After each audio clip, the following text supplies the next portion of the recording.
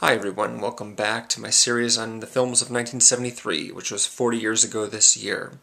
The film I'd like to talk about today is called The Tenderness of Wolves. It was one of 5 films that was sent to me by my friend Matthew, who lives in New York. I had never heard of this movie before, didn't know anything about it, so I just started it and watched it.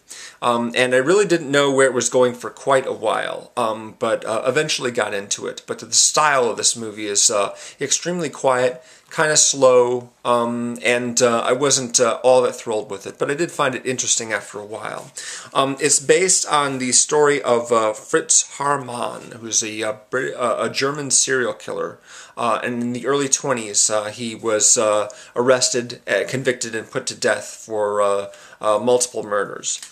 His story was actually turned into a film previously by Fritz Lang called M, a very famous black and white classic film from that period. Actually, I don't know really what year that film came out. Of course, this is much later on, and so the director, whose name is Ulli Lommel, excuse me if I'm pronouncing that badly, was able to show a lot of things that Fritz Lang was not able to. At least according to what I've read about it, since I actually haven't seen M. The director, Lommel, was working with one of the most famous German filmmakers at the time, Rainer Werner Fassbinder. As a director, he had a pretty long career. This was one of the first films that he made.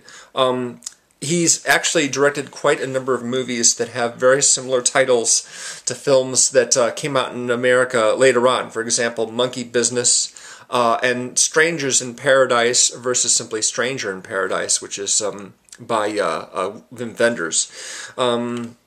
Anyway, I think that probably the one film of his that I actually heard of is Cocaine Cowboys with Jack Palance. I have my little notes here all written out. The movie stars an actor named Raab as Fritz Haarmaan, and he's a very, very striking looking guy. He has a shaved head, but he has very dark eyebrows, and he's just, very, very striking and kind of intense. For a long time, I really didn't know what he was up to. He's just sort of a hustler.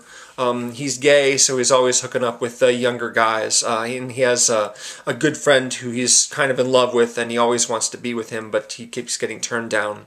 After a while, you notice that the young men he brings back to his apartment end up dead, and he's always bringing meat to some friends of his who work in a restaurant, and apparently this meat comes from his victims. He has a rather nosy female neighbor who's always questioning him about what his activities are, and although he appears to be a respectable person, he's actually up to a lot of no good. One of the early scenes in the movie has the police charging him with indecent behavior, I guess, because they catch him in bed with a young man or boy. And so they say, you're going to work for us now. You're going to be one of our informants. And they give him like some sort of ID card that says that he's with the police department, which is crazy. Because if he's working undercover, he shouldn't tell anyone that he's a cop. So instead what he does is he uses his status as a guy working for the police department to confiscate stuff from people and to, just cause a lot of trouble, just cause grief for a lot of people, when they were just minding their business. Maybe they weren't doing anything completely legal, but they were still, not really bothering anyone. He just makes trouble for them. In the meantime, he's, seducing as many young boys as he can and bringing them back to his place, and he'll serve them a drink, and then he'll literally bite them on the neck and let them bleed to death. And then he'll cut up the body, I suppose, and distribute it out in pieces into the river or something like that.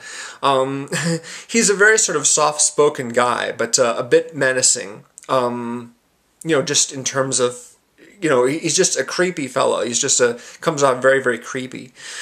But like I said, for a long time, I really didn't get into this movie all that much. It was only, around the halfway point, I guess, when he... well, I guess it wasn't. It was well over 40 minutes in the movie that I actually saw him kill someone and went, oh, okay, it's going somewhere now. Because before it just seemed to sort of be a week in the life of, a German guy who's scraping a living, in the, post-World War I Germany. But yeah, it turns out to be a lot more serious than that. I noticed that I really didn't get into the style of this movie too much. It's very, very slow, like I said, and quiet. And there's these abrupt scene transitions where music just cuts off suddenly and starts. And I don't know if this is a problem with the version that I saw or whether or not this is actually how it was intended to be. But ultimately, I wasn't all that thrilled with it. Some interesting stuff about it, but not one of my favorites. So I wouldn't say that I recommend it. But, of course, it's interesting just to learn about, this person who actually was a real historical figure, I guess you could say. Sorry, I'm rambling right here. It's I actually broke the movie up into like 3 different parts and watched it different times just because after a while it was just hard to keep my eyes open. That's kind of the kind of film that it was. Sorry, Matt, I didn't like this one as much, but thanks again for sending that to me. Appreciate it. Always interested in seeing something different. Anyway, so if you've got any films that you would like to recommend to me that came out in '73 that I haven't gotten to already, please leave me a comment and let me know about it. And if you're wondering what I've already done, there's a link in the description to a playlist with all the videos that I've done so far.